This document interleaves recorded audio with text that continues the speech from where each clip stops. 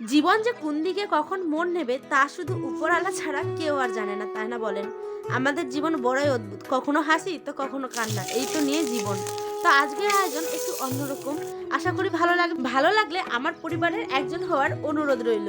তাহলে চলুন আজকে নতুন একটি দিন দিয়ে নতুন একটি আয়োজন শুরু করা যাক। আসসালামু আলাইকুম, উত্তর দিনাজপুর জেলার ছোট্ট একটি গ্রাম থেকে আমি পায়েল। তো সকাল সকাল উঠে পড়েছি, উঠেই দেখুন সকালবেলা উঠেই ঘরটাকে ভালোভাবে করে ঝাড় দিয়ে দিচ্ছি। আর আজকের দিনটা একটু অন্যরকম, যেহেতু আয়ান সোনা হঠাৎ অসুস্থ হয়ে পড়েছে, তো তাকে নিয়ে যাবো হচ্ছে হসপিটালে। তাই সকালবেলায় এত কাজের বিয়েবাড়ি লেগেছে যে কি বলবো।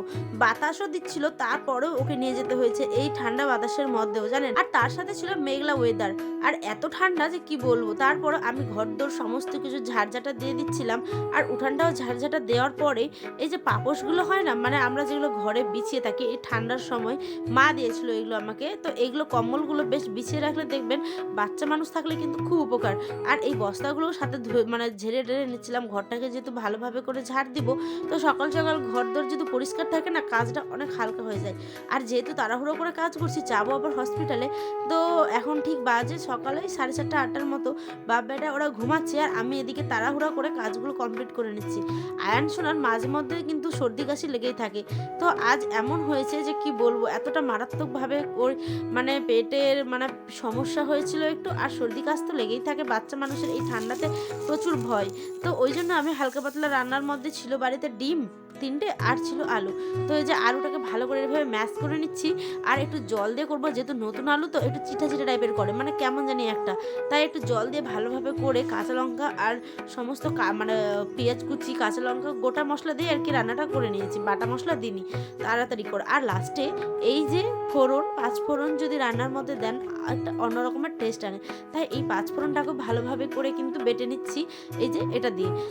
এটা মা দিয়েছিল আমাকে এই জিনিসটাও, যেহেতু মা তো জানেনই বেটিদের সংসার তো সাজিয়ে দেয়, তাই না? টুকটাক সংসারের হাজার রকম জিনিস মারাই কিনে দিয়ে থাকে। তো এটা ছোট একটা হেমনজাস্তা, এটা দিয়ে 5 ফোড়নটা গুঁড়ো করে ডিমের কারিটার উপর দিয়ে দিলাম, ডিমের কারি বলতে ডিমের ঝোল আর কি। তারপরে সাথে করেছিলাম করলা ভাজা।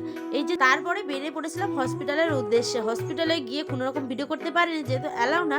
আর আয়ন সোনা এত কান্নাকাটি করছিল, সেই জন্য বাড়িতে এসে দেখেন পুরো সমস্ত কাপড় চুপড় কিচ্ছু শোকানো নেই। আর এই যে ব্যাগটা দেখলেন, চাদর টাদর সমস্ত চুজ আয়নের সমস্ত কিছু ধুতে হয়েছে, কারণ ওই আসার পথে একদম পুরো গায়ে বমি করে দিয়েছিল বলতে পারেন ওর আব্বার আমার। ওই যেহেতু মিডিলে বসে আর কি, এত বাচ্চাটার অসুখ ছিল যে কি বলবো। তো এই যে কম্বল টম্বল সমস্ত কিছু, ওর জ্যাকেট, আমার চাদর, যা যা হয় আর কি সমস্ত কিছু ধুলাম। আর আয়ন সোনার জন্য সবাই দোয়া করো একটু, যাতে ওই ভালো থাকে সুস্থ থাকে। তারপরে আমি চলে গেলাম 50 টাকা নিয়ে হচ্ছে আমাদের পাশের একটা গ্রামের দোকানে সুজি আর চিনি কিনতে। আমি ভাবলাম আয়ন সোনার যেহেতু সারাদিনে কিছু খাইনি, বমিটা হয়েছে, তাই একটু সুজি করে দিলে হয়তো ভালো লাগবে, তাই না? আর এই যে দাঁড়ান দেখাচ্ছি, এই যে দেখছেন মেট্রোজিন, আর হচ্ছে একটা আমরা হিমালয়ের এই প্রোডাক্টটা নিয়েছিলাম, যেহেতু ওর পটি হচ্ছিল বারবার, সেই জন্য আর কি আয়ন সোনার আর O2 প্রো দিয়েছিল। এই ওষুধটা আয়নের এত ভালো হয় যে কি বলবো। আর তার সাথে কিন্তু আমিও ডক্টর দেখিয়েছিলাম, আমার যেহেতু একটু ড্যান্ড্রফের প্রবলেম, মাথায় খুশকি হয়ে যায় জানি না কেন। তো সেই জন্য ডক্টর এইটাই দিলেন, বললেন যে এই ওষুধটা এইটা হচ্ছে গিয়ে শ্যাম্পু, এই শ্যাম্পুটা লাগাবেন তাহলে ভালো হয়ে যাবে। তারপরে এই সংসারের হাবিজাবি হাজার রকম কাজ, জানোই তো বাচ্চাটা অসুস্থ থাকার পরও সংসারে হাজার রকম কাজ না করলেও হয় না।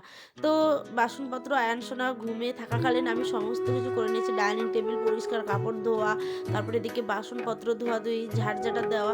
তারপরে মনটা এত খারাপ লাগছিল যে কি বলবো। দেখো একা একা বাড়িতে ছিলাম, আয়নার আব্বা তো বাড়িতে থাকে না সারাদিনের জন্য, ওর তো স্কুল এটা সেটা করতেই থাকে, দোকান আছে, তো ও তো বাড়ি থাকে না, আমি আর আমার ছেলেই থাকি। মারাও ছিল, তো আমি একটু মাঠের পিছন দিকটা আসছিলাম, এখানে আসলে আমার একটু হলেও ভালো লাগে। তো তো আপনাদের সাথেও কথা বলছিলাম, তাহলে ওটা তো করলে হবে না, আয়ন সোনা আবার উঠে পড়বে ঘুম থেকে। দেখছি কি যে হয়, যে গরম জল বসে আপনাদের সাথে কথা বলছিলাম, সেদিকটা এসে তাড়াহুড়া করে গরম জলে ঢেলে নিয়েছি। আর এত ভুলে গেছিলাম এত কাজের মধ্যে, আমি তো গরম জল বসে এসেছি, তারপরেই আমি এদিকে চটজলদি করে নিলাম সুজি। আর ওয়েদারটা এত ঠান্ডা যে কি বলবো। তারপরও আমি ভাবলাম সকাল থেকে তেমন খাওয়া দাওয়াই করিনি, খেয়েই যায়নি বলতে পারেন, জাস্ট রান্নাটুকু করেই চলে গেছিলাম। তারপরে এসে একটু এই যে ভাত খেতে বসে গেছি, আলহামদুলিল্লাহ খাওয়াটা যেটুকু হোক যেমনই হোক একটু খেয়ে নিয়েছি। হ্যাঁ, তারপরে খাওয়া দাওয়ার পরেই দেখেন আয়ার সোনা কিন্তু এখানে ঘুমিয়েছিল। হ্যাঁ, ওকে একদম ভালোভাবে করে ঢাকা ঢাকা দিয়ে ঘুমিয়ে দিয়েছি। আর এখন বাজে ঠিক 3:30 মতো। আয়ান সোনা ঘুম থেকেই উঠে পড়বে, উঠেই আমি ওকে খাইয়ে দিব হচ্ছে সুজি ওই যে করেছিলাম তখন। তো এদিকে দেখেন, এদিকে তার আগে আমি এদিকে সমস্ত কিছু আবার বিছিয়ে দিয়েছি মেজে টেজে।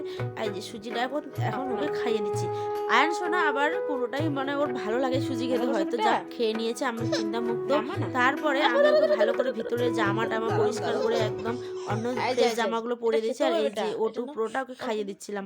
যেহেতু ওর একটু পেটের সমস্যা তো তাই এটা খাইয়ে দিচ্ছিলাম। আর বাচ্চাদের তো হাজার রকমের জিনিস থাকেই জানেন।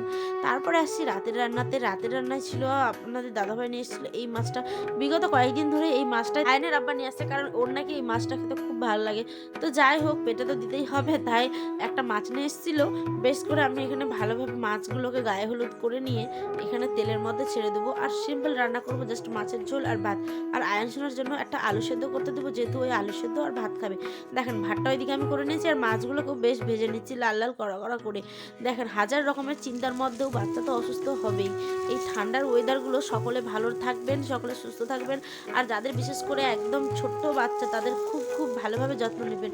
আর বিশেষ করে তাদেরকে গরম জলটা কিন্তু অবশ্যই, পুরো গরম জলটা কিন্তু ঠান্ডা করে খাওয়াবেন। কেন বলেন তো, ঠান্ডা গরম মিক্স করে দিলে নাকি ডক্টর আমাকে যেটা বলেছে অসুবিধা হয়। ঠান্ডাটা পুরো একটু যদি মানে গরম জলটা যদি একটু ঠান্ডা করে দেন তাহলে দেখবেন তাদেরকে মানে কোনো নাকি অসুবিধা হয় না, এটাই আমাকে ওদিন ডাক্তারবাবু বলছিলেন। তো যাই হোক, এদিকে আমি মাছগুলো ভেজে নিচ্ছি। আজকের ব্লগটি তবে এই পর্যন্ত থাক, দেখা হবে অন্য একটি ব্লগে। আল্লাহ হাফেজ, সকলে ভালো থাকবেন, সুস্থ থাকবেন, আল্লাহ হাফেজ।